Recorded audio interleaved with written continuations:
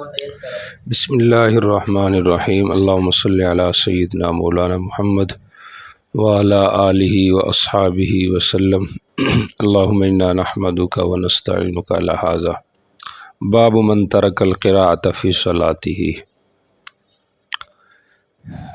قراءت کے حوالے سے جو نماز میں ایک رکن ہے، چند مباحث کے عنوانات اور ان کی تفصیل پیچھے گزر گئی ہے۔ پہلا مسئلہ تو قراءت کے حوالے سے یہ تھا کہ قراءت نماز میں یہ رکن کا درجہ رکھتی ہے یا سنیت کا۔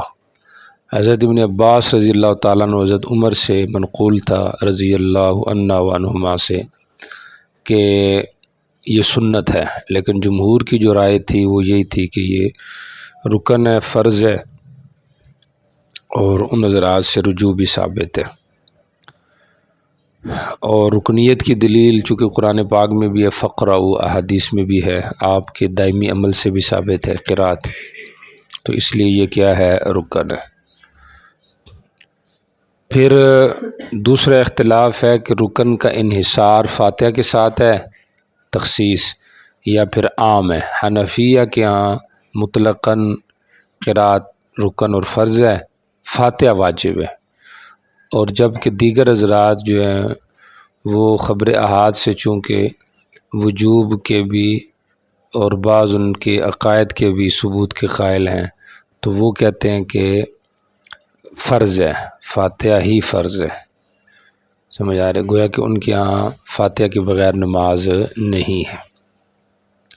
تیسرا مسئلہ ہے وہ ہے فاتحہ خلف الامام۔ امام جب قراءت کر رہا ہو تو مقتدی کو اس کے پیچھے قراءت کرنی چاہیے یا کہ نہیں، تو اس کے حوالے سے یہ باب آ رہا ہے، امام کے پیچھے فاتحہ پڑھنا۔ اس کے اندر پھر جمہور کے آپس میں اختلاف بھی ہیں اور احناف کا مذہب بھی ہے۔ احناف کا مذہب تو یہ ہے کہ فاتحہ خلف الامام مکروہ ہے، سمجھ آ رہی، نہیں کرنی چاہیے فاتحہ خلف الامام۔ اور فاتحہ خلف الامام، اور جمہور میں پھر شوافع کے یہاں فاتحہ خلف الامام فرض ہے، اور باقی جو حضرات ہیں ان کے یہاں فاتحہ خلف الامام جو ہے وہ فرض نہیں ہے۔ تو گویا کہ شوافع کے یہاں فرض ہے، جمہور کے یہاں فرض نہیں ہے۔ اب پھر جمہور کے یہاں میں پھر تفصیل ہے، سمجھ آ رہی۔ احناف کے یہاں تو نہ سری میں ہے صلوات سریہ میں، نہ جہریہ میں، اور مالکی اور حنابلہ کہتے ہیں کہ جہریہ میں تو نہیں ہے، سریہ میں ہے۔ اور امام احمد کی رائے یہ رحمہ اللہ کی کہ اگر جہریہ میں بھی آواز نہ آ رہی ہو تو پھر بھی امام کے پیچھے فاتحہ پڑھی جا سکتی ہے، اور سریہ میں فاتحہ خلف الامام کا قول امام محمد کا بھی ہے رحمہ اللہ، سمجھ آ رہی۔ بعض انفی بھی بعض کہہ لیں، وہ بھی کہتے ہیں کہ چلو ہم بھی امام محمد کے قول پہ عمل کر لیں تاکہ جمہور کی بھی موافقت ہو جائے تو احناف کی بھی ہو جائے، سمجھ آ رہی۔ تو بہرحال یہ جو موافقت پیدا کرنے والی بات ہوتی ہے ہر جگہ میں نہیں ہوتی ہے، سمجھ آ رہی، کیونکہ یہ تو خروج عن المذہب ہے، اور پھر یہ تو مذہب اپنا جو ہے اس کو بندے نے مشکوک سمجھنا ہے، سمجھ آ رہی۔ تو اس لحاظ سے اگر حنفی عالم ہے تو اس کو تقلید ہی کرنی چاہیے مسائل میں۔ ہاں ان جگہوں میں جہاں پہ احتیاط پہ عمل ہو تو وہاں پہ اس کو کر لینا چاہیے، سمجھ آ رہی۔ تو جب ہمارے ہاں ہم اس کے وجوب کے قائل ہیں، فاتحہ خلف الامام کے عدم وجوب کے قائل ہے، یعنی ہمارے ہاں سر واجب ہے، فقرؤ کو ہم وجوب کے لیے لے کے آتے ہیں، کیا کہتے ہیں، فانصتو کو، سمجھ آ رہی۔ تو اگر ہمارے ہاں حکم ہوتا ہے ارشاد یا ندب کا، پھر ہم یہ کہہ سکتے تھے کہ چلو خیر ہے، استحباب میں آپ کسی کی موافقت کر لو۔ تو ہمارے ہاں واجب ہے تو پھر انصات اور استماع ہی واجب ہے۔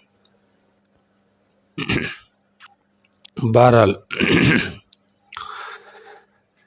اچھا جی، اگر کوئی کرتا ہے انفرادن مثلاً، تو وہ اس کو اپنے طور پہ کریں، سمجھ آ رہی، لوگوں پہ مسلط نہ کریں، یا ان کو یہ نہ بتایا کہ جی میں تو پڑھتا ہوں، تو میں جو پڑھتا ہوں، میں جو کرتا ہوں، اس سے بڑے گڑبڑ شروع ہوتے ہیں۔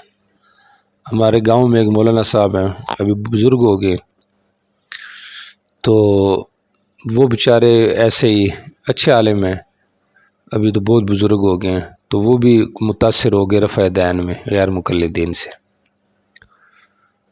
تو وہ گھر میں کرتے تھے رفع دین، یعنی کبھی کبھی گھر میں کر لیا، تو انہوں نے ایک اپنے شاگرد کو غیر مقلدوں کے مدرسے میں بھی داخل کرایا، جیلم میں، گاؤں کا ہمارا، تو اور پھر انہوں نے یہی بتایا جی حدیث میں ثابت ہے کبھی کبھی کر لینا چاہیے، سمجھ آئے۔ اب وہ ان کے اس نرمی کا یہ نتیجہ نکلا کہ وہ جو انہوں نے طالب علم داخل کرایا وہ بھی ان کا مفتی بنا، ابھی اگلے دن فوت ہوئے لاہور سے، مفتی مبشر احمد ربانی، ہمارے گاؤں کا تھا، اچھا عالم تھا ویسے، ان کا مفتی تھا، وہ کتابیں وغیرہ بھی اس نے لکھی، تو پھر ہمارے گاؤں میں کافی لوگ غیر مقلد ہو گئے، ابھی بہت زیادہ غیر مقلد ہیں، مساجد بھی ان کی۔ تو اس لیے احتیاط کا تعلق ہوتا ہے صرف اپنے عمل سے۔ حضرت ابو ہریرہ رضی اللہ تعالیٰ عنہ کے بارے میں ایک واقعہ آتا ہے کہ وہ وضو کر رہے تھے اور وضو کے اندر اپنے بازو جو ہے بغلوں تک دھو رہے تھے،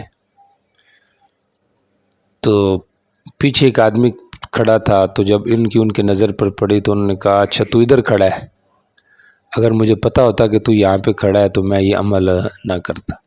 تو مقصد یہ ہے کہ وہ انفرادی طور پہ کیا جائے، جس میں کسی کو اطلاع نہ دی جائے، اور جب آپ نے کسی کو بتا دیا تو ظاہری بات ہے عالم کا عمل وہ تو سمجھ کے ہوتا ہے، اور جو جاہل ہوتا ہے وہ تو سمجھتا ہے کہ شاید یہی ٹھیک ہے۔ اچھا جی، تو قرات خلف الامام کے حوالے سے جمہور کا جو رائے ہے وہ یہ ہے کہ فرض نہیں ہے، سمجھ آ رہی، واجب نہیں ہے ہر رکعت میں، امام شافعی رحمہ اللہ ہر رکعت کے اندر فرضیت اور وجوب کے قائل ہیں، اور باقی ان کے ہاں جو ہے وہ بعض کہتے ہیں کہ سریہ میں ہے، سمجھ آ رہی، اور بعض کہتے ہیں کہ اگر جہریہ میں بھی آواز نہ آ رہی ہے تو پھر کر لیا جائے، جیسے امام احمد ہے۔ احناف کے ہاں سری اور جہری میں قرات خلف الامام نہیں۔ اب گویا کہ ایک لحاظ سے جمہور جو ہیں دوسرے لحاظ سے فاتح خلف الامام کے قائل ہیں، احناف قائل نہیں ہیں، سمجھ آ رہی، اس لیے جہاں پہ بخاری میں باب آتا ہے باب وجوب القراءۃ علی الامام والمأموم، امام اور مقتدی دونوں پہ قراءت واجب ہے، اس کے تحت علامہ قسطلانی نے لکھا کہ وہو قول الجمہور خلافا للحنفیہ، جمہور کا بھی یہی قول ہے۔ شرح نے اس پہ اعتراض کیا ہے کہ جمہور کا تو قول نہیں ہے فاتح خلف الامام کا، سمجھ آ رہی، تو بہرحال ایک لحاظ سے جمہور کا قول فاتح خلف الامام کا اس لحاظ سے بنتا ہے کہ جمہور بھی کسی نہ کسی معنی میں فاتح خلف الامام کے قائل ہیں سوائے حنفیہ کے۔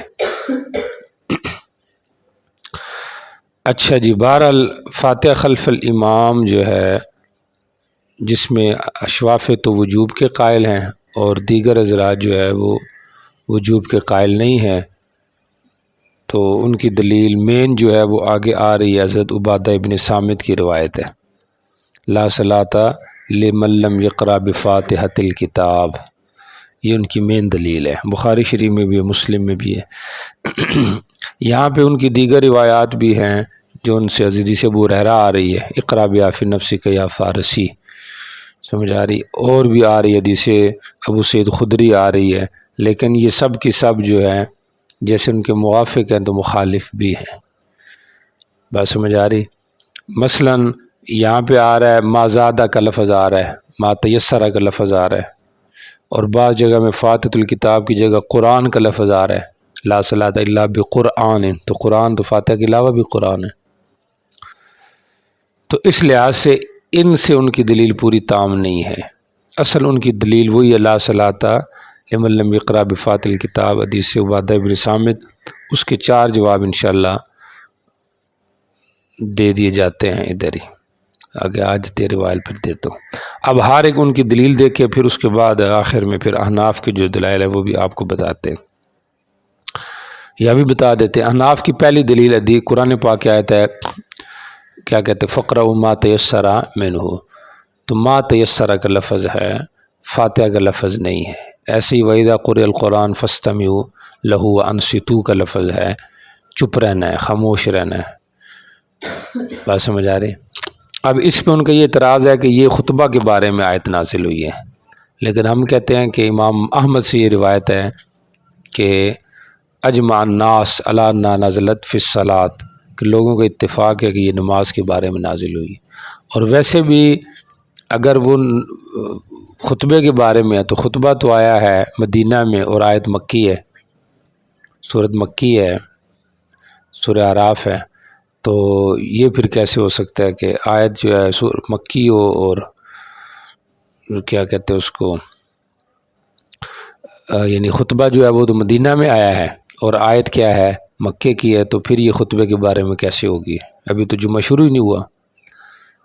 بات سمجھ آ رہی؟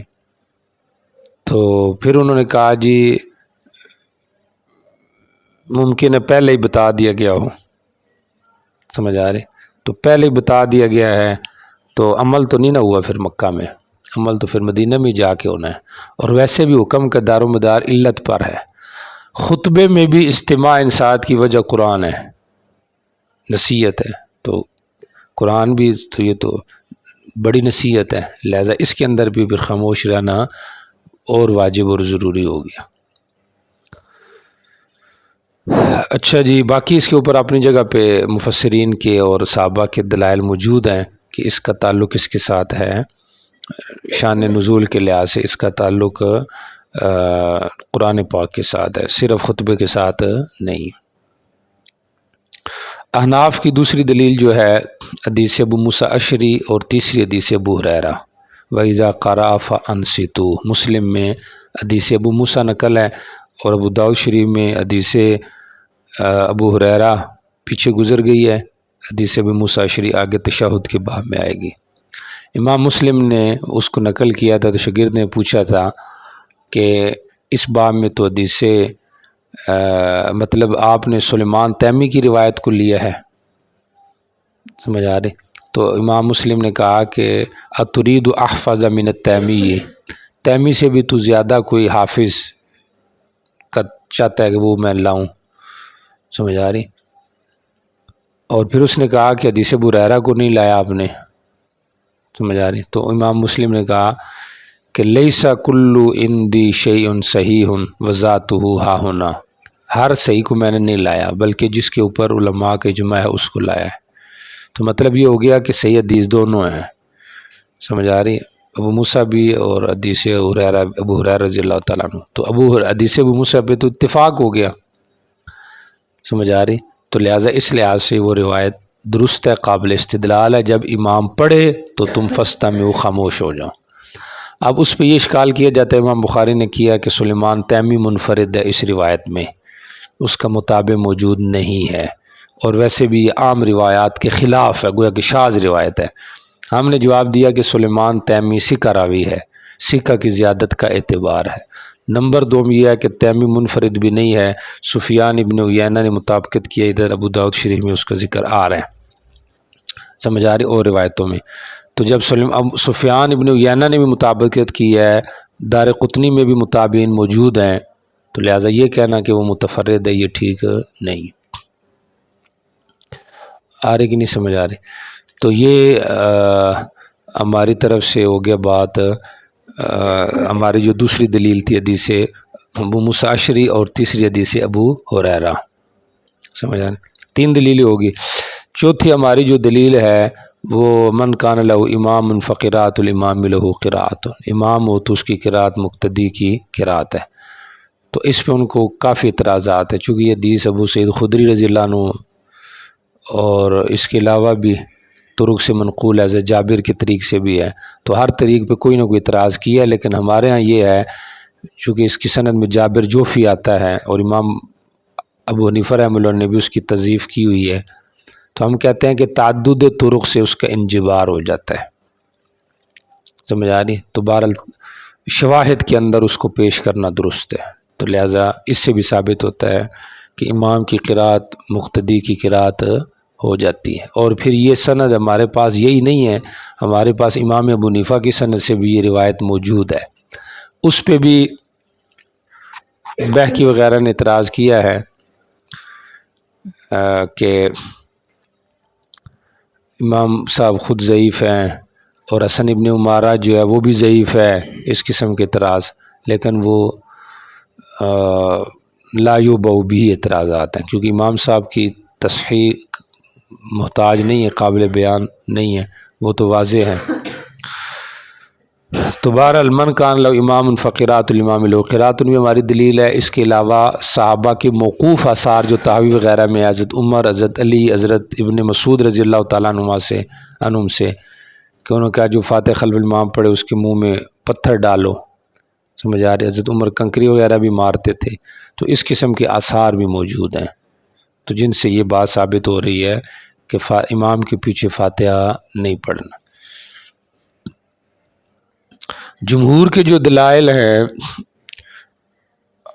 اور ان میں آپ کو بتایا کہ یہ جتنی بھی روایات ہیں ان کا جواب ساتھ ساتھ چلے گا۔ پہلی روایت کو لے لیتے ہیں، حدیث ابو سعید خدری، امرنا نقرأ بفاتحۃ الکتاب وما تیسر، تو ما تیسر کے تو وہ قائل نہیں ہے، دونوں پڑھنا ہے نا، حکم دیا گیا فاتحہ بھی پڑھے ما تیسرہ بھی پڑھے، اور ما تیسرہ کے قائل وہ نہیں ہے جمہور، وہ کہتے فاتحہ ہی پڑھنی ہے، سمجھ آ رہی؟ یہ لازمی پڑھنی ہے، تو اس لحاظ سے یہ ان کا استدلال تام نہیں ہے۔ جی چلے جی۔ قال حدثنا ابراهيم بن موسى الرازي واخبرنا عيسى عن جعفر بن ميمون البصري حدثنا ابو عثمان النهدي حدثني ابي هريره رضي الله تعالى عنه قال قال لي رسول الله صلى الله عليه وسلم اخرج فنادي بالصلاه في المدينه انه لا صلاه الا بالقران ولو بفاتحه الكتاب وما نکلو مدینے میں آواز لگاؤ، سمجھ آ رہی کہ کوئی نماز نہیں ہے مگر قرآن کے ساتھ، اگرچہ فاتح کتاب کیوں نہ ہو، اور جو اس سے زیادہ ہو، تو یہاں تو ما زیادہ کا بھی ذکر آ رہا ہے اور پھر صرف قرآن کا ذکر ہے، فاتحہ کو تو صرف خاص نہیں کیا گیا۔ اس پہ انہوں نے یہ اعتراض کیا کہ جعفر ابن میمون یہ کمزور راوی ہے، ہم کہتے ہیں کہ یہ متروک نہیں ہے، کمزور ہے تو کوئی مسئلہ نہیں، کیونکہ شواہد توابع کے ساتھ یہ روایت حسن کے درجے کو پہنچ جائے گی۔ متروک جو روایت ہوتی ہے یا موضوع جو روایت ہوتی ہے وہ قابل استدلال نہیں ہوتی۔ جی ٹھیک ہو گیا۔ قال حدثنا ابن بشار حدثنا يحيى حدثنا جعفر عن ابي عثمان عن ابي هريره رضي الله تعالى عنه قال امرني رسول الله صلى الله عليه وسلم ان انادي انه لا صلاه الا بقراءه فاتحه الكتاب وما، یہاں پہ بھی وہی ہے کہ فاتحہ کتاب اور جو موازادہ ہو۔ جی چلیں۔ قال حدثنا القعنبي عن مالك عن العلاء بن عبد الرحمن انه سمع ابا السائب مولى هشام بن زهره يقول سمعت ابا هريره رضي الله تعالى عنه يقول قال رسول الله صلى الله عليه وسلم من صلى صلاة لم يقرأ فيها بأم القرآن فهي خداج غير تام۔ خداج ہے، خداج ہے، تام نہیں ہے۔ بظاہر ان کی دلیل ہے لیکن در حقیقت ہماری دلیل ہے، چونکہ خدجت الناقۃ ولدہا تب بولا جاتا ہے جب بچہ تام الاعضاء ہو لیکن وقت سے پہلے ہو جائے، جیسے شعیب کا بچہ ہے، اللہ تعالیٰ اس کو صحت دے، ایسے بچہ عموماً شیشے میں لگا دیتے۔ تو اب یہاں پہ کیا ہے، مطلب نماز پوری ہو گئی ہے لیکن وصف کی کمی ہے، تو اگر فرض ہوتی تو پھر تو رکن کی کمی ہوتی نا، آ رہی سمجھ، غیر تمام۔ جی چلیں۔ میں کبھی امام کے پیچھے بھی ہوتا ہوں تو یہ مسئلہ بھی بتا دیں۔ جی۔ غمز زراعی، میرے انہوں نے ہاتھ پہ ہاتھ مارا، سمجھ آ رہی، یا غمز کہتے ہیں چوٹی مارنے کو، سمجھ آ رہی۔ جی چلیں۔ دل میں پڑھا کر، یہ ان کی بھی دلیل ہے، دیکھو یہ قرات کا ذکر، ہم کہتے ہیں فی نفسی کا ہے، اور یہی اصل تطبیق ہے دونوں جگہوں میں، اصل قرات یہی ہے، امام کے پیچھے فاتحہ پڑھو، لازمی پڑھو، لیکن فی نفسی کا کو پڑھنا ہے، سمجھ آ رہی کہ نہ رہے؟ تو اب فی نفسکم جہاں پہ بھی آتا ہے وہاں پہ آپ دیکھ لیں کہ فی نفسی کا کسی مراد زبان سے پڑھنا ہے یا دل میں خیال جمانا ہے. بات سمجھ آ رہی کہ نہیں آ رہی؟ تو اس لحاظ سے یہ دل میں ہے، اس کا تصور خیال کرنا، یعنی توجہ رکھو فاتحہ کے ساتھ ساتھ امام کے ساتھ توجہ دھیان میں رکھو، تو یہی پڑھنا، یہ تو ہم بھی قائل ہیں اس کی. اگر قرات مطلب کہ فکرن ہے اور فی نفسی کا ہے تو اس کے ہم قائل ہیں. جی چلیں. إني سمعت رسول الله صلى الله عليه وسلم يقول قال الله عز وجل قسمت الصلاة بيني وبين عبدي نصفين آدھا کر دیے ہیں. جی ونصفها لي ونصفها لعبدي ولعبدي ما سأل. آدھی میری ہے آدھی اس کی ہے. کیسی آدھی میری آدھی اس کی؟ آدھے میں وہ مجھ سے مانگتا ہے تو گویا کہ اس کی ہوگی اہدنا الصراط آگے، اور پہلے آدھے میں وہ میری تعریف کرتا ہے گویا میری آدھی ہوگی. تو آدھو آدھو آدھو. جی قال رسول الله صلى الله عليه وسلم اقرأوا يقول العبد الحمد لله رب العالمين يقول الله عز وجل حمدني عبدي. سبحان اللہ. يقول الرحمن الرحيم يقول الله عز وجل أثنى علي عبدي. تعریف. يقول العبد مالك يوم الدين يقول الله عز وجل مجدني عبدي. جی. وهذه الآية بيني وبين عبدي يقول العبد إياك نعبد وإياك نستعين فهذه بيني وبين عبدي ولعبدي ما سأل. یہ آیت جو آگے آ رہی ہے یہ میرے اور میرے بندے کے درمیان ہے، یعنی مشترکہ ہے. جی چلیں. يقول العبد اهدنا الصراط ساتویں آیت ہے نا، تو ساتویں مشترکہ ہوگی، باقی آدھو آدھو ہوگی. جی صراط الذين أنعمت عليهم غير المغضوب عليهم ولا الضالين فهؤلاء لعبدي ولعبدي ما سأل. جو مانگے گا میں اس کو دے دوں گا. بات سمجھ آ رہی کہ نہیں آ رہی؟ تو مانگے گا تو دے دوں گا نا، جو مانگے گا نہیں تو کدھر سے دوں گا؟ آ رہی کہ نہیں سمجھ آ رہی؟ چلو، تو نماز کے بعد نہ کریں دعا، لیکن کسی ٹائم تو کرنی چاہیے نا. آ رہی کہ نہیں سمجھ آ رہی؟ چلو ٹھیک ہوگی. قال حدثنا قتيبة بن سعيد وابن السرح قال حدثنا سفيان عن الزهري عن محمود بن الربيع عن عبادة بن الصامت رضي الله تعالى عنه يبلغ به النبي صلى الله عليه وسلم قال لا صلاة لمن لم يقرأ بفاتحة الكتاب فصاعدا. قال سفيان لمن يصلي وحده. توجہ کرے، یہ ان کی روایت ہے عبادہ بن صامت کی، لا صلاة لمن لم يقرأ بفاتحة الكتاب فصاعدا. 4 جواب ہماری طرف سے دیے گئے ہیں، آپ بھی توجہ رکھیں. پہلا جواب تو یہ ہے کہ راوی حدیث نے یہ منفرد پہ محمول کی ہے، لمن یصلی وحدہ، تو لہٰذا یہ منفرد کے ساتھ ہے. منفرد کے بارے میں ہم کہتے ہیں کہ وہ بھی فاتحہ پڑھے گا، امام بھی فاتحہ پڑھے گا. سمجھ آ رہی؟ مقتدی اس کا ذکر یہاں پہ نہیں. آ رہی کہ نہیں سمجھ آ رہی؟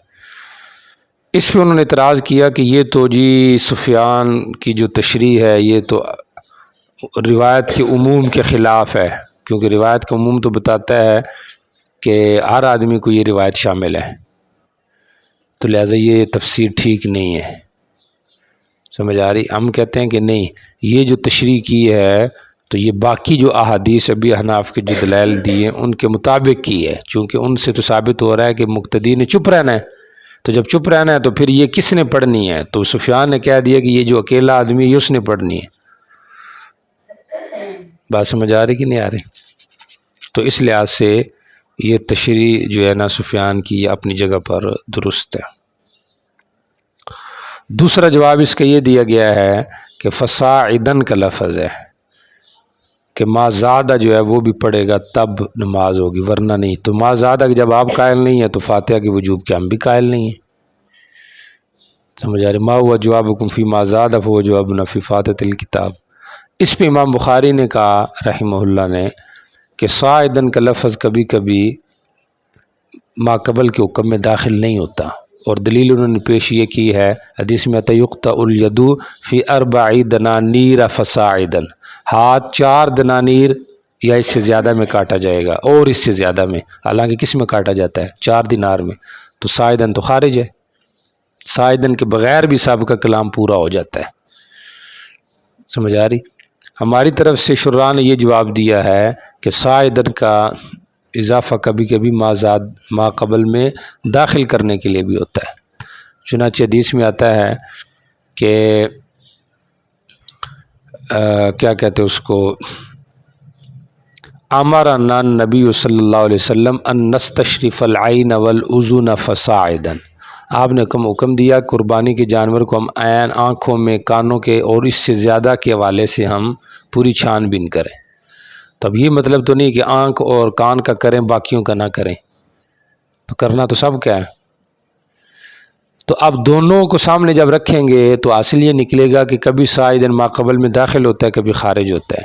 تو جہاں اقل ما وجب کو بیان کرنا ہے تو وہاں پہ داخل نہیں، اور جہاں پہ اکثر کو ثابت کرنا ہے وہاں پہ داخل ہے. تو یہ جو فاتحہ والا مسئلہ ہے یہاں پہ من قبیل اقل ما وجب نہیں ہے، اقل ما وجب کو نہیں ثابت کیا، اکثر کو کیا جا رہا ہے، کیونکہ یہ بتایا جا رہا ہے کہ فاتحۃ الکتاب ہو یا اس سے زیادہ کوئی چیز ہو، چونکہ پیچھے سائدن کی جگہ ما زیادہ کا لفظ ہے اور واو کے ساتھ بھی ہے، پھر سمجھ آ رہی. تو یہاں پہ ما زیادہ کو بتانا مقصد ہے کہ چاہے فاتحۃ الکتاب ہو یا اس سے زیادہ کچھ ہو تو اس یہ نہیں پڑھا تو نماز نہیں ہے. تو لہذا اس لیے سائدن ما قبل کے حکم میں داخل ہے، اس کے بغیر نماز نہیں.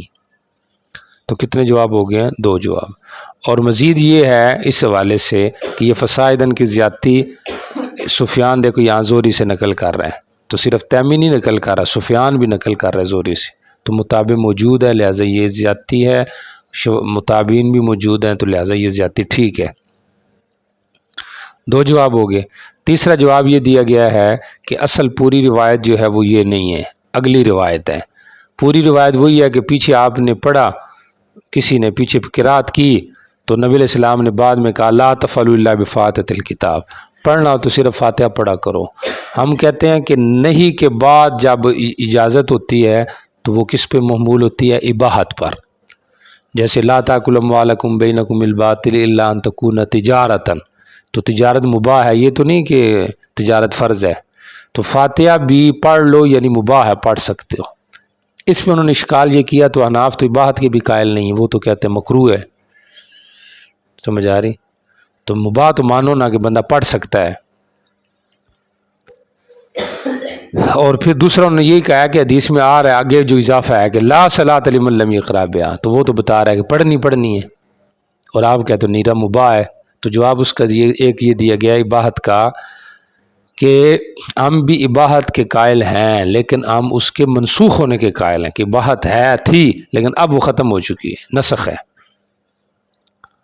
اب وہ اباحت کیا ہو چکی ہے؟ منسوخ ہو چکی ہے. بات سمجھ آ رہی؟ اور باقی جو لا صلاۃ لمن لم یقرأ بہا آگے اضافہ آیا ہے یہ تو یہ حضرت گنگوئی کی رائے کے مطابق یا تو وہ تو یہ کہتے ہیں کہ یہ امر شرعی نہیں ہے بلکہ امر حسی ہے. یعنی آپ یہ کہنا چاہتے ہیں کہ فاتحہ کو نماز میں پڑھا جاتا ہے، اس کے بغیر خارج میں نماز کا وجود نہیں ہے، ہر آدمی اس کو پڑھتا ہے. باقی پیچھے مسئلہ یہ رہ گیا کہ امام کے پیچھے پڑھنا ہے کہ نہیں پڑھنا، تو وہ الگ مسئلہ ہے، وہ آپ نے روک دیا ہے. اور اس کے اوپر دلیل کہ آپ نے اس سے روک دیا ہے، فاتحہ سے بھی روک دیا ہے، آگے آ رہی ہے. عمران ابن حسین کی روایت ہے فنتہ الناس فیما جہر بہ، جہاں اونچی آواز سے آپ پڑھتے تھے تو لوگ پڑھنا رک گئے. سمجھ آ رہی کہ نہیں آ رہی؟ تو بہرحال جو فاتحہ پڑھنا تھا اس کی جو اباحت تھی گویا کہ وہ بھی شک میں پڑ گئی کہ جہری میں تو یہی ہے کہ ختم ہوگی، جس اور روایت میں جمہور بھی ہمارے ساتھ ہیں جہری میں ختم ہونے کی، باقی سری میں بھی ہوگی، اس کے اوپر بھی ہماری دلیل آگے آ رہی ہے کہ وہ نماز زور کی تھی اور آپ نے کہا کہ کون پیچھے پڑھ رہا تھا، مجھے تو نماز میری گڑبڑ ہو رہی تھی. سمجھ آ رہی کہ نہیں آ رہی؟ تو بہرحال یہ جو استدلال تھا یہ ان کا اس لحاظ سے بھی ختم ہو گیا. تو کتنے اس کے جواب ہو گئے ہیں؟ جی کتنے ہو گئے ہیں؟ 3 ہو گئے نا. سمجھ آ رہی؟ ایک سفیان کی تشریح رحمہ اللہ، دوسرا فسائدن کا جو لفظ تھا، اور تیسرا کیا جواب دیا ابھی؟ جی نہیں، تیسرا جواب وہی جو نہیں کے بعد جو امر آتا ہے وہ اباحت کے لیے آتا ہے، اگلی روایت سے ہم نے ثابت کیا ہے. تو مباح ہوگا، زیادہ سے زیادہ واجب اور فرض نہیں ہوگا. کتنے جواب ہو گئے؟ 3. چوتھا جواب یہ ہے کہ یہ روایت سندن جو ہے اس میں اضطراب ہے. آپ کی توجہ ہے حدیث 822 میں دیکھیں ان محمود ابن ربی ان عبادہ، تو یہاں پہ محمود نقل کر رہا ہے کس سے؟ عبادہ سے. آگے بھی دیکھیں محمود ان عبادہ ہی ہے. اس کے بعد اگلی روایت میں آ جائیں مقہول ان نافع ان عبادہ ہے، تو نافع کا واسطہ آ گیا. نظر آ رہا ہے؟ پیچھے مقہول ان محمود تھا، ادھر مقہول ان نافع ہے۔ او حدیث نمبر 824 مقہول ان نافع آ گیا نا، نافع بن محمود ہے، اور ادھر مقہول ان محمود تھا، تو مقہول ان محمود ہے یا مقہول ان نافع ہے۔ اور ایسے ہی حدیث نمبر 825 میں جائیں تو وہاں پہ تو آ رہا ہے ڈائریکٹ مقہول ان عبادہ آ رہا ہے، تو بیچ میں نافع بھی گیا اور محمود بھی گیا۔ آ رہی کہ نہیں سمجھ آ رہی؟ تو یہ گویا کہ اس میں سندن اضطراب ہے۔ سندن کیا ہے؟ اور پھر خیر سے مقہول مدلس راوی ہے، نقل بھی ان سے کر رہا ہے، تو سندن بھی اس میں کیا ہے؟ اضطراب ہے، لہذا یہ روایت ضعیف ہے۔ جی چلے جی آگے چلیں۔ وبه قال حدثنا عبد الله بن محمد بن الخيلي وحدثنا محمد بن سلمة عن محمد بن اسحاق عن مقبول عن محمود بن الربيع عن عبادة بن صامت رضي الله تعالى عنه قال كنا خلف رسول الله صلی اللہ علیہ وسلم۔ صلاة الفجر فقال رسول الله صلى الله عليه وسلم فثقلت عليه آپ پہ قرات باری ہو گئی، ٹھیک ہو گیا۔ فلما فرغ قال لعلكم تقرؤون خلف امامكم قلنا نعم حظا يا رسول الله قال هذا هذا جی قال لا تفعلوا الا بفاتح الكتاب فانه لا صلاة لمن لم يقرأ۔ میں نے بتا دی یہی نہیں کہ بعد امر اباحت کے لیے ہے، اور پھر آپ خود آگے کہہ رہے ہیں لا صلاۃ، اس کے اوپر میں نے گفتگو کر دی۔ آئیے ذہن میں آ رہی ہے نا؟ ٹھیک ہو گیا جی۔ وبه قال حدثنا ربيع بن سليمان الازدي وحدثنا عبد الله بن يوسف وحدثنا الهيثم بن حميد اخبرني زيد بن واقد عن مقبول عن نافع بن محمود بن ربيع الانصاري قال نافع ابتع عبادة من صلاة پیچھے رہ گیا زید عبادہ جی۔ فاقام ابو نعيم المؤذن الصلاة ابو نعیم نے جو مؤذن تھے نماز کو کھڑا کر دیا جی۔ فصلى ابو نعيم للناس واقبل عبادته وانا معه حتى سبقنا خلف ابي نعيم وابو نعيم يجر بالقراءة بدل عبادته يقرأ بأم القرآن فاتحہ پڑھنے لگ گئے جی۔ فلما انصرف قلت لعبادة سمعتك تقرأ بأم القرآن وابو نعيم يجهر وہ اونچی آواز سے بڑا پیچھے پڑھ رہے تھے جی۔ قال اجل صلى بنا رسول الله صلى الله عليه وسلم بعد الصلوات التي يرد القراءة قال فالتبست عليه القراءة فلتبست، آپ پہ قرات گڑبڑ ہو گئی جی۔ فلما انصرف اقبل على بوجهه فقال هل تقرؤون اذا جهرت بالقراءة وقال بعضنا اذ نسمع ان ہم تو یہ کرتے ہیں، پڑھتے ہیں آپ کے پیچھے جی۔ قال فلا وانا اقول ما لي ينازعني القرآن فلا تقرأوا بشيء من القرآن اذا جهرت الا بأم القرآن۔ آپ نے کیا ہو گیا؟ اس طرح نہ کرو، کیا ہو گیا؟ میں کہہ رہا تھا کہ کوئی مجھ سے قرآن کے بارے میں جھگڑا کر رہا ہے، سمجھ آ رہی؟ تو مطلب یہ ہے کہ میرا حصہ لے رہا ہے، منازعہ یہی ہوتا ہے نا کہ چیز لینی دینی، تو آپ جب میں جہرن کر رہا ہوں تو نہ پڑھا کرو، لا تقرؤوا اذا جہرت الا بأم القرآن، ہاں فاتحہ پڑھ لیا کرو، سمجھ آ رہی؟ آگے حضرت گنگوئی کی ایک توجیہ آ رہی، وہ بھی پیش کرتا ہوں، وہ اچھی توجیہ ہے جی۔ وبه قال حدثنا علي بن سهل الرملي حدثنا الوليد عن ابن جابر وسعيد بن عبد العزيز وعبد الله بن علاء عن مقبول عن عبادة رضي الله تعالى عنه نحو حديث الربيع بن سليمان قالوا فكان مقبول يقرأ في المغرب والعشاء مغرب عشاء صبح میں پڑھتے تھے جی، بفاتحة الكتاب في كل ركعة سرن پڑھتے تھے ہر رکعت میں، مقول جی۔ قال مقبول اقرأ فيما جهر به الإمام إذا قرأ بفاتحة الكتاب فاتحہ پڑھے تو تو پڑھ جی۔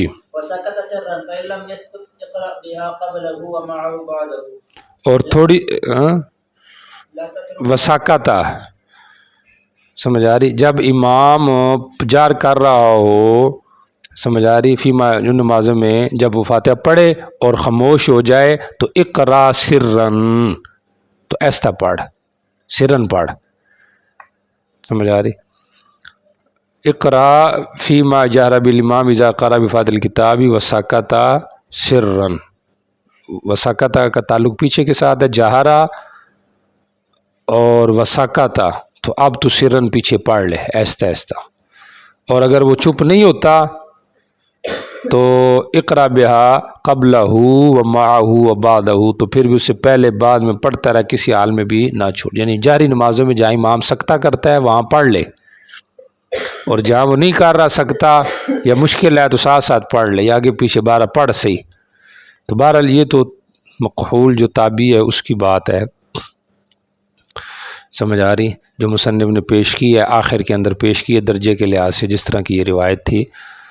حضرت گنگوئی رحمہ اللہ کی اچھی رائے ہے، وہ فرماتے ہیں اصل میں یہ تھا کہ شروع کے اندر صلاۃ اللیل تھی، صلاۃ اللیل میں لوگ بھی نماز میں قرات کرتے تھے، نبی علیہ السلام بھی کرتے تھے، ہر آدمی کرتا ہے، کیونکہ صلاۃ اللیل آپ کو پتہ ہے جو ہے وہ ہر آدمی نے پڑھنی ہوتی تھی، اور شاید وہ انفرادی نماز تھی، صلاۃ اللیل فرض تھی۔ تو بعد میں ایسے ہوا کہ جب نماز باجماعت شروع ہوئی، سمجھ آ رہی، تو لوگ امام کے پیچھے بھی سابقہ حیثیت کے مطابق پڑھتے تھے، سمجھ آ رہی، کیونکہ صلاۃ اللیل تو کبھی کبھی ہوئی ہے نا، باقی آپ لوگ پیچھے پڑھتے تھے اس گمان سے کہ پڑھنی ہے، کیونکہ ہم اکیلے پڑھتے ہیں تو امام کے پیچھے بھی پڑھنی۔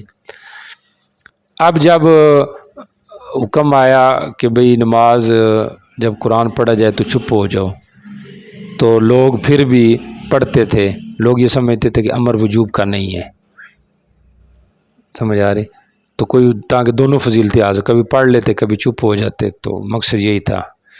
تو ماں زیادہ میں تو چپ ہونا ہی ہے، تو چلو یعنی، تو اب ہوا یہ کہ پھر نبی علیہ السلام نے یہ کہا لا صلاۃ الا بفاتحۃ الکتاب، اور پھر ساتھ آپ نے اجازت دی جہری نمازوں میں، چونکہ فیما جہر ابھی میں آگے آ رہا ہے روایت کہ جہر میں لوگ رک گئے، یعنی آپ کا یہ گمان تھا ممکن ہے جہری کی رات میں اگر وہ پڑھیں گے تو میں تو اپنے کام میں مصروف ہوں گا تو خلش پیدا نہیں ہوگی۔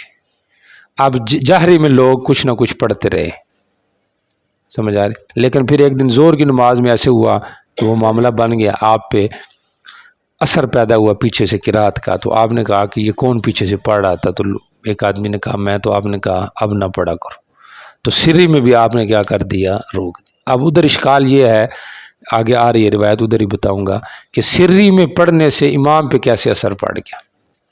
آپ جو کہہ رہے ہیں کہ سری میں بھی پڑھا گیا، تو وہ اس پہ یہ اشکال کرتے ہیں، آگے میں بتاتا ہوں کہ یہ سری میں جہرن اس نے پڑھا تھا کہ آپ کو پتہ چلا، ورنہ تو آپ کو پتہ ہی نہ چلتا کوئی پیچھے پڑھ رہا ہے کہ نہیں پڑھ رہا۔ ہم اس کا یہ جواب دیتے ہیں کہ بعض اوقات سری عمل کا بھی اثر پڑ جاتا ہے، کس پہ، امام پہ، اور جیسے استاذ کا شاگرد پہ اور شاگرد کا استاذ پہ۔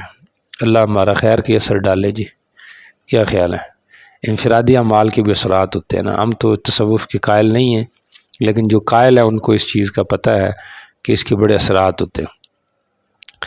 تو اس کی دلیل یہ دی گئی ہے کہ ایک دن نبی علیہ السلام نے نماز فجر کی پڑھائی تو آپ نے فرمایا وضو صحیح کر کے آیا کرو، کیونکہ آج مجھے تمہاری وجہ سے جو ہے نا میری قرات کے اوپر اثر ہونا تھا۔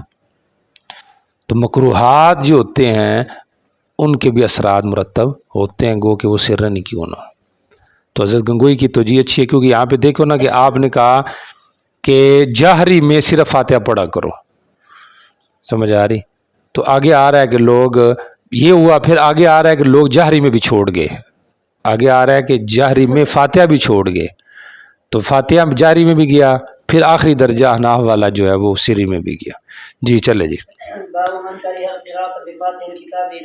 پیچھے جو روایت تھی باب تھا اس سے مقصود جمہور کی تائید یا کہل شوافع کی تائید تھی کہ فاتحہ پڑھنی ہے، جمہور نے بھی کہا تھا کہ فاتحہ پڑھنی ہے، حکم میں گو کے تفاوت تھا، شوافع فرض اور وجوب کے قائل تھے، جمہور وجوب کے قائل نہیں تھے، بلکہ وہ استحباب کے قائل ہیں جہری نمازوں میں، لیکن بہرحال مصنف چونکہ جمہور کے قائل تھے پڑھنے میں، اس لیے اس باب کو مقدم کیا۔ اب کہا کہ جو کہتے ہیں جہری امام میں نماز میں امام کے پیچھے قرات مکروہ ہے، یہ ان کی دلیل آ رہی۔ جی چلیں۔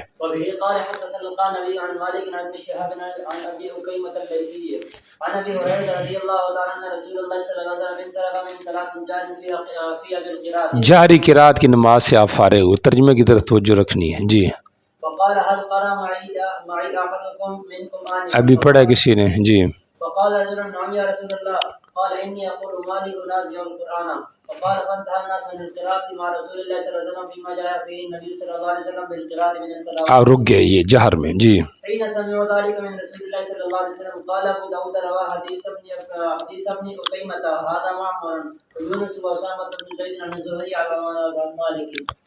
اچھا جی دیکھیں یہاں پہ ابن اکیمہ جو ہے وہ نقل کر رہا ہے حضرت ابو ہریرہ رضی اللہ تعالیٰ عنہ سے۔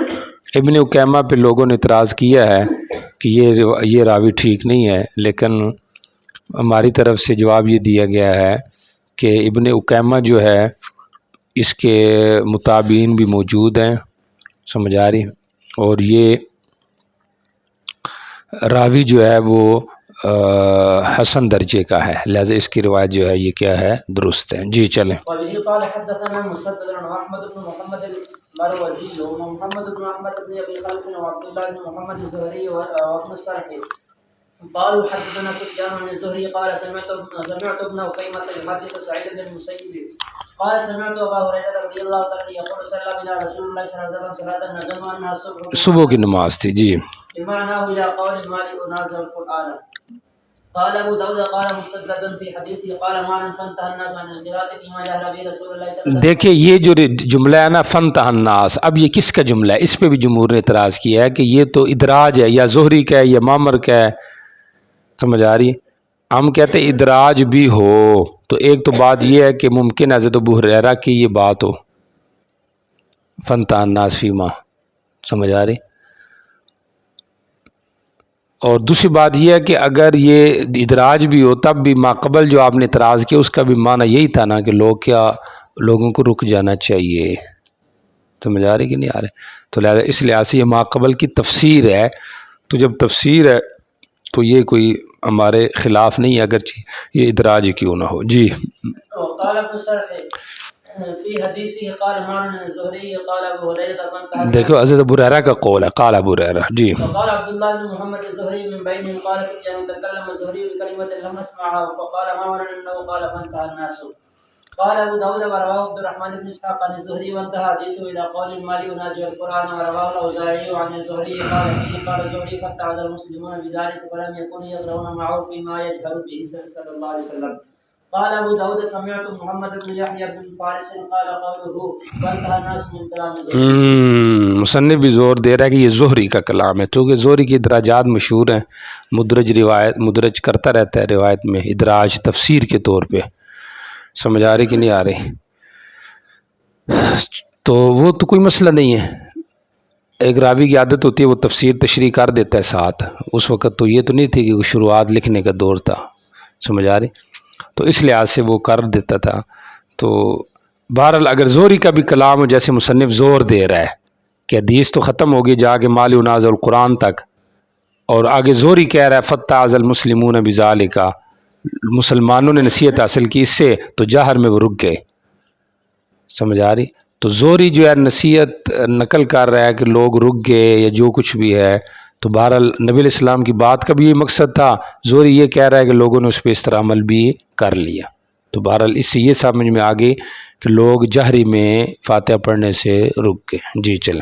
باب من رأى القراءة اذا لم يجهر، یہ اذا لم یجہر بھی ہے، لیکن اس سے پہلے جو لفظ ہے باب من رأى القراءة، دوسرے نسخے میں من لم یر القراءة،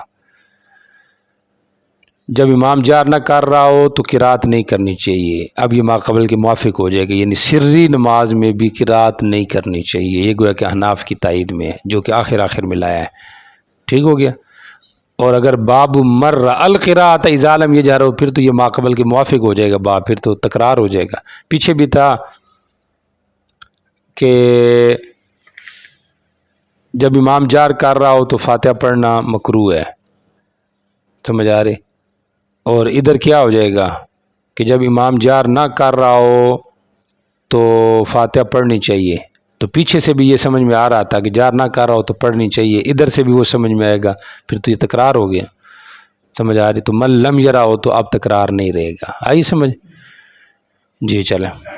پیچھے تھا کہ جہری میں پڑھنا ہے، جاری میں نہیں پڑھنا، سری میں پڑھنا ہے، سمجھ تو یہی آ رہا تھا، سری میں پڑھنا جاری میں نہیں پڑھنا، تو جو سمجھ میں آ رہا تھا اب اس کو دوبارہ ذکر کر دیا تو تکرار ہو جائے گا نا، تو اس لیے باب من لم یر القراءۃ اذا لم یر۔ جی چلیں۔ قال حدثنا ابو الوليد الطيالسي وحدثنا شعبة وحدثنا محمد بن كثير العبدي اخبرنا شعبة عن عن قتادة عن زرارة عن عمران بن حسين رضي الله تعالى عنه ان النبي صلى الله عليه وسلم صلى الظهر فجاء رجل فقرأ خلفه بسبح اسم ربك الاعلى فلما فرغ قال ايكم قرأ قالوا رجل قال قد عرفت ان بعضكم خالجني، آپ نے کہا مجھے پتہ چل گیا تھا کہ تم میں سے بعض مجھ سے جھگڑا کر رہے ہیں، تو دیکھو سری نماز میں آپ کو ہے کہ اعتراض کر رہے ہیں کہ پڑھنا نہیں چاہیے، تو عنوان یہی ہونا چاہیے کہ سری نماز میں بھی قرات نہیں ہے۔ جی قال أبو داود قال أبو الوليد في حديثه قال شعبة فقلت لقتادة أليس قول سعيد أنصت للقرآن قال ذلك إذا جهر به. وقال ابن كثير في حديثه قال قلت لقتادة أنه كرهه قال لو كرهه نهى عنه. اب چونکہ مصنف کے مذہب کے تو مخالف جا رہی ہے روایت، سمجھ آ رہی، تو مصنف تابعین کے اقوال سے اس کو جواب دینا چاہ رہا ہے اس حدیث کا، سمجھ آ رہی۔ ابو الولید جو راوی ہے کہتا ہے میں نے قتادہ شیخ سے کہا کہ سعید تو کہتا ہے انصت للقرآن، کہ قرآن کو چپ کر کے سنو، الیس قول سعید انصت للقرآن، کہ قرآن کیا کرو چپ کر کے سنو، انصت للقرآن، تو کہا اذا جہر بھی، جب امام جہر کر رہا ہو تو پھر چپ کرو، سمجھ آ رہی، اور جب سر کر رہا ہو تو پڑھ لو، سمجھ آ رہی۔ تو گویا کہ امام داؤد بھی یہ کہنا چاہتے ہیں کہ سر میں پڑھنا ہے، سمجھ آ رہی۔ اور یہ جو روایت ہے مطلب یہ ہے کہ یہ اس نہیں کا تعلق جہر کے ساتھ ہے، کہ جہر سے منع ہے۔ اور ابن کثیر نے اپنے حدیث میں کہا کہ میں نے قتادہ سے کہا کہ گویا کہ آپ نے اس کو ناپسند سمجھا، کہ آپ نے منع کر دیا، تو آگے سے قتادہ نے کہا اگر ناپسند سمجھتے تو آپ روک دیتے، تو آپ نے روکا نہیں۔ تو قتادہ کی تفسیر ہے کہ اگر روک دیتے، اگر ناپسند سمجھتے روکتے، تو مطلب یہ ہے کہ یہ ویسے اعتراض تھا، سمجھ آ رہی، یہ ویسے اعتراض تھا، ورنہ روکنا مقصد نہیں ہے۔ ممکن ہے وہ جمہور والی بات کہ اونچی آواز سے پڑھاؤ، سمجھ آ رہی، تو اس لیے آپ نے کہا بھی اونچی سے نہیں پڑھنا تھا تو ایسا پڑھنا تھا، مطلقاً روکنا مقصد نہیں تھا۔ تو اور پہلا جو ہے الیس قول سعید انصت للقرآن، کہ تو قرآن کے لیے کیا ہو جا، چپ ہو جا، سمجھ آ رہی۔ تو انہوں نے کہا ذاک اذا جہر بھی، کہ یہ اس وقت کی بات ہے جب امام کیا کر رہا ہو، جہر کر رہا ہو، سمجھ آ رہی۔ اب سعید کا قول کیا ہے، وہ کس پیرائے میں ہے، سمجھ آ رہی، یہ تو سامنے آئے گا تو پتہ چلے گا، سمجھ آ رہی۔ بہرحال مصنف یہ بتانا چاہتے ہیں کہ قتادہ کہتے ہیں کہ جہری قرات میں نمازوں میں قرات منع ہے۔ دوسری جو حدیث ہے اس سے تو تعلق سمجھ میں آ رہا ہے ماقبل کے ساتھ، لیکن پہلے جو یہ جو تعلیق ہے یہ پوری واضح نہیں ہے۔ جی چلیں۔ وبه قال حدثنا المثنى حدثنا ابن ابي عدي عن سعيد عن قتادة عن زرارة عن عمران بن حسين رضي الله تعالى عنه ان النبي صلى الله عليه وسلم صلى بهم الظهر فلما انفتل قال ايكم قرأ بسبح اسم ربك الاعلى فقال رجل فقال علمت ان بعضكم قال جديدا۔ اچھا جی، نبی علیہ السلام نے زور پڑھائی، جب فارغ ہوئے تو کہا میں ہوں، تو آپ نے جی ٹھیک ہو گیا، چلے گا۔ بارہ یہ حناف کی دلیل ہے کہ سری نمازوں میں بھی مخالجہ تھا تو آپ نے اس کے اوپر بھی اعتراض کیا، گویا کہ آپ نے اس کو روک دیا۔ رہ گئی بات قتادہ کی رحمہ اللہ کی کہ روک دیتے، تو ہم کہتے دلالت روک ہی دی ہے نا، سمجھ آ رہی کہ نہیں آ رہی، عاقل جو ہوتا ہے اس کو اشارہ کافی ہوتا ہے، تو اس لحاظ سے یہ منع ہی ہے۔ جی چلیں۔ باب ما يجزئ الأمية والأعجمية من القراءة، کتنی مقدار قرات کی ضروری ہے، یہ مسئلہ تو اپنی جگہ پر ہے، گزر بھی گیا ہے کچھ نہ کچھ، مطلق قرات، اب وہ مقدار کتنی ہونی چاہیے، ایک بڑی آیت یا 3 آیتیں، سمجھ آ رہی ہے۔ اب آپ یہاں پہ اور مسئلہ ہے کہ ایک آدمی امی اور عاجمی ہے، اس کو قرآن آتے ہی نہیں، تو اب وہ کیا کرے، سمجھ آ رہی۔ تو یہاں پہ آ رہا ہے اس کا مسئلہ کہ نبی علیہ الصلوۃ والسلام نے فرمایا کہ جو تمہیں آ رہا ہے وہ پڑھو۔ فقہ الحدیث میں اگر آپ آئیں تو اس کے اندر مالکیہ کا مذہب یہ ہے کہ ایسا آدمی امام کے پیچھے پڑھے، اکیلے پڑھے ہی نہیں، تو امام کی اس کو کافی ہو جائے گی، سمجھ آ رہے کہ نہیں آ رہے۔ اور دوسرا مذہب جو ہے حنابلہ اور شوافیہ کا، وہ کہتے ہیں کہ نہیں، امام کے پیچھے ذکر کرے، آپ نے آگے ایک آدمی کو ذکر بتایا ہے، اللہم ارحمنی ورزقنی وعافنی واہدنی، یہ وغیرہ جو چیز ہے، سمجھ آ رہی، سبحان اللہ والحمد للہ۔ شوافیہ کہتے ہیں ذکر کرنا ہے تو 7 قسم کا ذکر کرے، چونکہ فاتحہ 7 آیتیں ہیں تو 7 قسم کے مختلف اذکار کرے۔ احناف کہتے ہیں نہیں، ذکر شکر کی ضرورت نہیں ہے، خاموش کھڑا رہے، گویا کہ اس کی مثال اس کی ہے گونگے کی، اخرس کی، لہٰذا پیچھے کھڑا رہے تو یہ اس کے لیے کفایت کر جائے گا۔ بات سمجھ آ رہی؟ تو یہاں پہ اس کا ذکر آ رہا ہے۔ جی دیکھیے ذرا۔ وبه قال حدثنا وهب بن بقية أخبرنا خالد عن حميد الأعرج عن محمد بن المنكدر عن جابر بن عبد الله قال خرج علينا رسول الله صلى الله عليه وسلم ونحن نقرأ القرآن وفينا الأعرابي والأعجمي فقال اقرأوا فكل حسن فسيجيء أقوام يقيمونه كما يقام القدح يتعجلونه ولا يتأجلونه۔ پہلی روایت سے کا تعلق باب سے اس طرح ہے کہ جس طرح بھی بندے کو قرات ہے اس کو کر لینی چاہیے۔ اب ایک آدمی کہتا ہے جی مجھے آتی نہیں، صحیح نہیں آتی، بھئی جس طرح کی آتی ہے پڑھ لے، اللہ قبول کرے گا۔ سمجھ آ رہی؟ تو یہ ہو گیا۔ خرج علیہ نبی اسلام پہ نکلے اور ہم قرآن پڑھ رہے تھے، ہمارے اندر عرابی اور اجمی بھی تھے۔ آپ نے پڑھو اور سب ٹھیک ہے۔ ان قریب قوم آئیں گے جو قرآن سیدھا کریں گے، جس طرح کہ تیر کی لکڑی کو سیدھا کیا جاتا ہے، وہ اس کو جلدی کریں گے، جلدی لیں گے، قرآن کو مؤخر نہیں کریں گے، عوض جلدی لیں گے، عوض جلدی لیں گے، لیکن اس قرآن کے عوض کو مؤخر نہیں کریں گے قیامت تک کے لیے، یعنی پیسوں کے بدلے قرآن پڑھیں گے۔ جی چلیں۔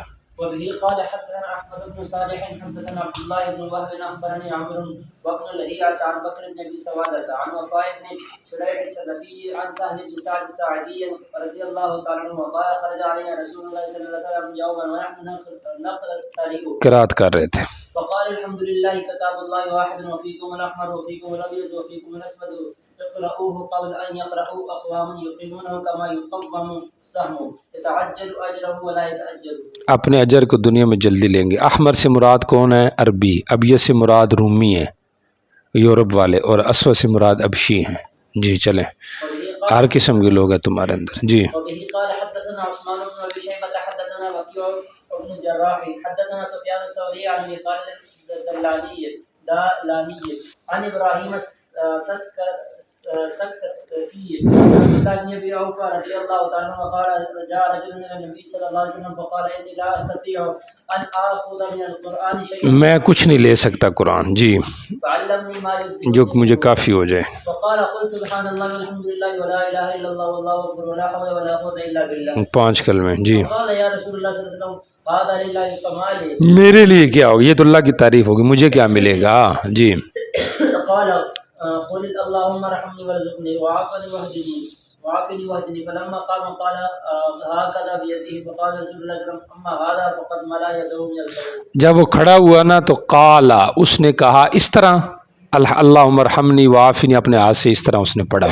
قال مانا پڑھا، ہاکذا اسی طرح، یعنی جس طرح نبی علیہ السلام نے پڑھا، سمجھ آ رہے، اور ساتھ اپنے ہاتھ سے اس نے اشارہ کیا، اللہم ارحمنی وعافنی۔ اب ہاتھ سے اشارہ گننے کے اعتبار سے کیا یا ہاتھ اٹھا کر کیا، جو بھی کیا وہ اس نے اشارہ کیا۔ تو آپ نے کہا یہ جو ہے اس نے اپنا ہاتھ خیر سے بھر لیا، یا تو چونکہ اس نے ہاتھ سے اشارہ کیا تھا، سمجھ آ رہی، تو وہ ہاتھ ہے مراد ہے، یا پھر مانوی ہاتھ مراد ہے، یعنی یہ بہت ساری خیر سمیٹ گیا۔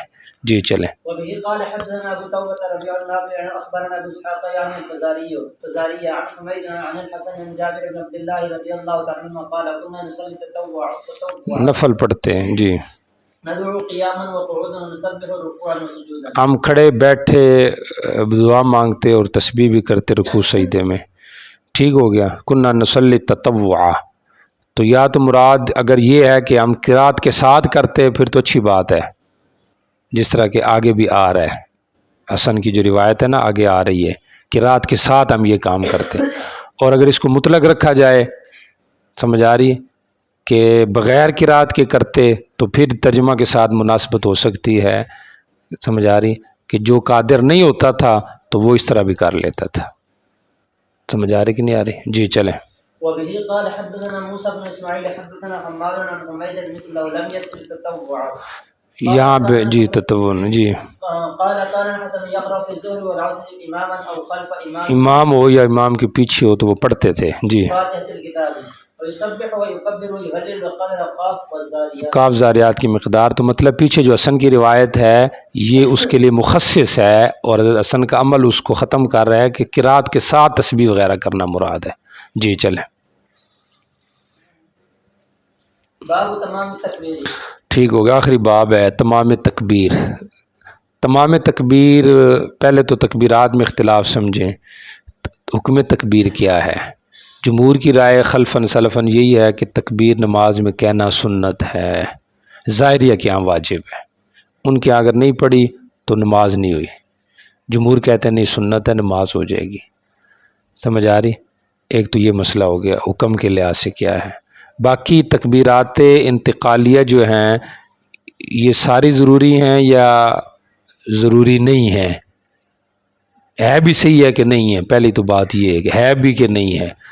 تو حضرت عمر رضی اللہ تعالیٰ عنہ وغیرہ سے منقول ہے کہ صرف تکبیر اولا ہے، باقی تکبیریں نہیں ہیں، لا یسن الا تکبیرۃ التحریمہ، یہ ایک ہی مسنون ہے، باقی کوئی مسنون نہیں۔ سمجھ آ رہی؟ اور بعض تابعین کی یہ رائے ہے کہ وہ بھی ایک بھی مسنون نہیں ہے۔ سمجھ آ رہی؟ لیکن بہرحال جمہور کہتے ہیں کہ نہیں، اس کا اس بات ہے۔ پھر اس بات واجب کے درجے میں سنیت کے وہ آپ کو بتا دیا کہ ٹوٹل تکبیرات کا جو حکم ہے وہ سنت درجے کا ہے۔ باقی اس کی تعداد جیسی امام نووی نے فرمائی، سنائی رکعتوں میں 11 بنتی ہیں اور ثلاثی میں 17 اور رباعی میں 22 بنتی ہیں۔ چونکہ آپ کو پتہ ہے سجدے کی 4 بنتی ہیں، جانا آنا 4، ایک رکوع کی 5، تو 2 رکعتوں کی 10 اور ایک غالباً تکبیر تحریمہ ہے، تو یہ 11 بن گئی ہیں۔ تو اگر ثلاثی ہے تو 5 اور ڈال لو، کتنی بن گئی؟ 17، 13 اور 5 17، بلکہ ثلاثی میں پھر یہ ٹوٹل ویسے 12 بنتی ہیں، کیا کہتے ہیں اس کو، 5 وہ ڈالی اور 12 یہ، تو یہ بن گئی کتنی بن، 1 منٹ، 4 5 اور 5 10 اور ایک 11، ٹھیک ہو گیا، 11 ہوگی، 11 اور 5 17، ثلاثی میں 17 ہوگی نا، 11 اور 5 16، اور ایک جو قیام کی ہے تیسری رکعت کے لیے کھڑا ہونا ہے، تو کتنی بن گئی 17 اور چوتھی رکعت ڈال کے 22۔ پہلے اختلاف تھا، آج کل اتفاق ہے۔ باقی یہ قول حضرت عثمان، حضرت امیر معاویہ اور زیاد کی طرف بھی منسوب کیا گیا ہے کہ وہ اس کے قائل نہیں تھے تکبیرات کے۔ بہرحال جو وہ قائل نہیں تھے تو اس کی تعویل آگے آ رہی ہے کہ وہ اس کے جہر کے تکبیر کے جہر کے اتمام کے قائل نہیں تھے، وہ اس کی وضاحت آگے آ رہی۔ جی چلیں ہاں۔ قال حدثنا سليمان بن حرب حدثنا حماد عن غيلان بن جرير عن مطرف قال صليت انا وعمران بن حسين خلف علي بن ابي طالب، نماز پڑھی، جی ٹھیک ہو گیا۔ تکبیر کہتے ہیں، پھر بھی تکبیر کہتے ہیں، پھر بھی تکبیر کہتے ہیں، جی۔ عمران نے میرا ہاتھ پکڑا، وقال لقد صلى هذا قبل او قال لقد صلى بنا هذا قبل قبل صلاۃ، اس نے ہمیں قبلہ او قال لقد صلی بنا ھذا قبل صلاۃ محمد، اس نے ہمیں نبی علیہ السلام جیسی نماز پڑھائی، یعنی تکبیرات کہی ہیں اور پوری کہی ہیں، تمام کا معنی پورا کہنا۔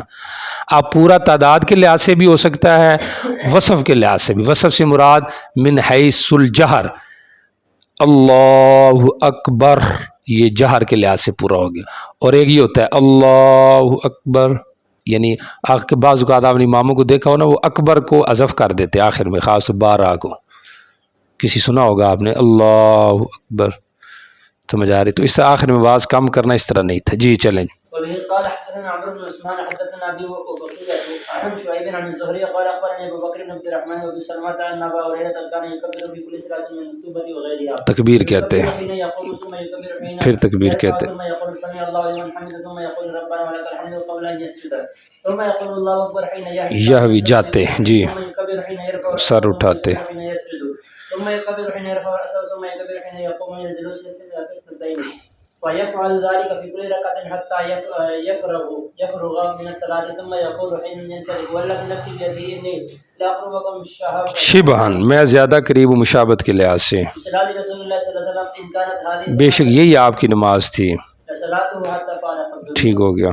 قال ابو داود هذا الكلام الاخير يجعله مالك والزبيدي وغيرهم عن الزهري عن علي بن حسين، مقطوع روایت ہے، علی ابن حسن تک جا کے رک جاتی ہے، جی۔ عبد الاعلیٰ نے معمر کی سے نقل کر کے شعیب بن نبی حمزہ کی زوری سے نقل کرتے موافقت کی ہے، اور یہ روایت مرفوع بنائی ہے جیسے کہ شروع متن میں گزری ہے۔ جی چلیں۔ قال حدثنا محمد بن بشار بن مسنى قال حدثنا ابو داود قال حدثنا شعبة عن الحسن بن عمران قال ابن بشار الشامی، یہ قال ابن بشار شامی کا مطلب میرے استاد ابن بشار نے حسن ابن عمران کا تعارف الشامی سے کروایا ہے، الشامی صفت حسن ابن عمران کی ہے، جی۔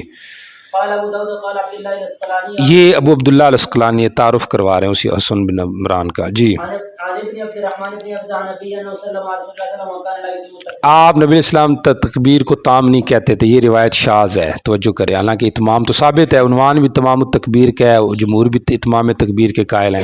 تو لا یتم کا معنی یہ ہے کہ من حیث الجہر یا من حیث المد والاطالہ، آپ بہت زیادہ تکبیر کو لمبا نہیں کرتے تھے. سمجھ آ رہی؟ اللہ اکبر اس طرح